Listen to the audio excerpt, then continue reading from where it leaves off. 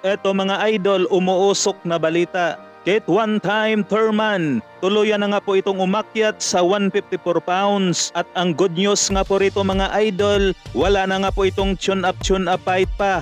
Dumiretso na kaagad itong si Kate one-time Thurman sa WBO champion na si Tim Shaw. Naayon sa fighthype.com at Mike Coppinger, sa Marso 30 na nga po gaganapin ang kanilang salpukan. Huling laban nga po nitong si Thurman kontra kay Mario Barrios. Nagwagi naman ito by unanimous decision. Pero magdadalawang taon na nga po ang kanilang laban ni Barrios at Thurman mga idol.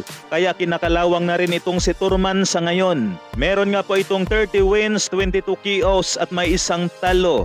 Habang active naman ang kanyang makakasagupa na si Tim Shaw. Meron naman itong 24 wins, 17 KOs at walang talo. Nasa inyong palagay mga idol, sino kaya ang mananalo sa dalawa ngayong darating na March 30? Sa ibang balita naman, good vibes muna tayo mula kay Cuadro Alas Casimiro. Napalaban nga po ng kimbutan si Cuadro Alas. Pati ang kanyang tatay mga idol, kumakamada rin ito ng kimbutan. So yan lang muna habang naghihintay tayo kay Masayuki Ito kung sino ang itatapat niya kay Cuadro Alas.